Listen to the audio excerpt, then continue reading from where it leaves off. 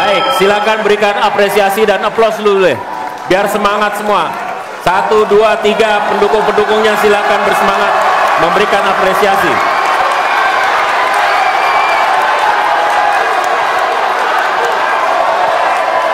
Kita masih akan lanjutkan debat ini di sesi selanjutnya, masih tentang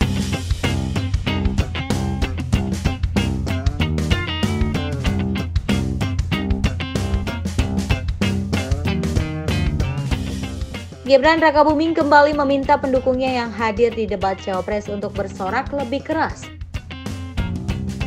Sebelumnya, hal yang sama dilakukan putra sulung Presiden Jokowi ini saat debat Cawapres pertama. Diketahui debat Cawapres digelar Jumat 22 Desember 2023. Hal itu terjadi selepas segmen 2 setelah seluruh Cawapres mendapatkan giliran menjawab pertanyaan panelis dan menanggapi satu sama lain menuju jeda iklan atau komersial break. Gibran lantas berbalik badan menghadap pendukungnya dari unsur tim kampanye nasional atau TKN Prabowo dan Gibran di belakang panggung, lalu menunjukkan gestur agar para pendukungnya bersorak lebih keras. Ada Prabowo juga di sana. Gestur ini sama persis dengan yang ia tunjukkan waktu debat perdana Capres di kantor KPU Republik Indonesia 12 Desember lalu.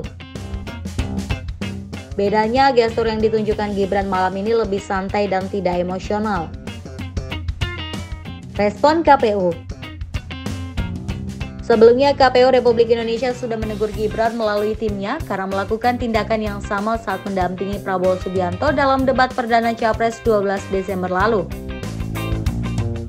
Ditanya soal apakah lembaganya akan mengusulkan pengenaan sanksi terhadap pelanggaran berulang seperti ini, Ketua KPU Republik Indonesia Hasyim Asy'ari menganggap bahwa hal itu diperlukan.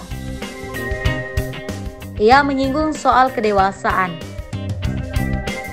Ya, soal apa yang kemarin istilahnya, ini bukan istilah saya ya, istilahnya Mas Satrio ya, gimmick-gimmick dalam debat, itu juga menjadi bagian dari evaluasi yang lalu.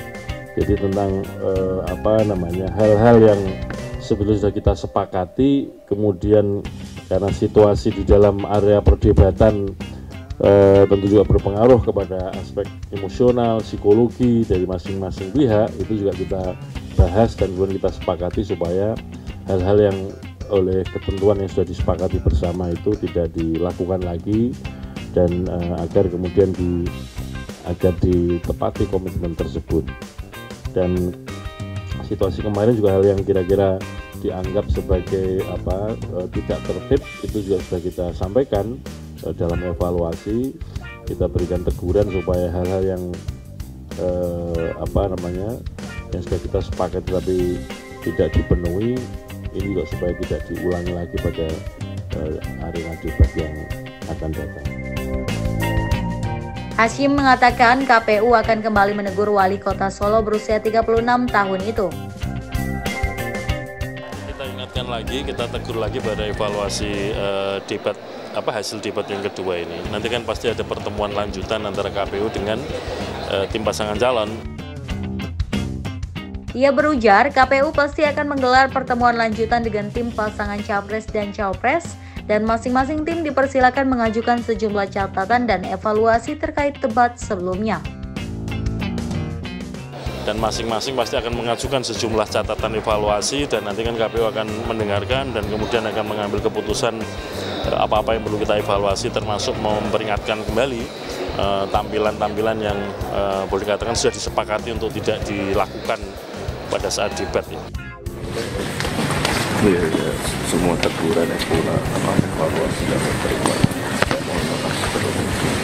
Tanggapan debat kemarin terima kasih. Itu spontanitas ya Mas? Maksudnya besok datang nggak Mas? Tidak ada aturannya. Kenapa penonton diundang? Tentu kan karena diinginkan ada interaksi. Kalau KPU menegur, saya akan laporkan KPU ke DKPP, ya, karena nggak ada urusannya itu. Gimik wajar, namanya kontestasi ya kan, saling bersemangat ya, memberikan semangat gitu loh. Jadi kalau sampai ada teguran, KPU siap-siap saya DKPP kan. Ini ahlinya hukum pemilu Habibur Rahman nih. Sejak 2009, 2014, 2019, 2024 ya, saya banyak sekali mengantarkan komisioner-komisioner KPU bermasalah ke DKPP dan dijatuhi hukuman. kasih.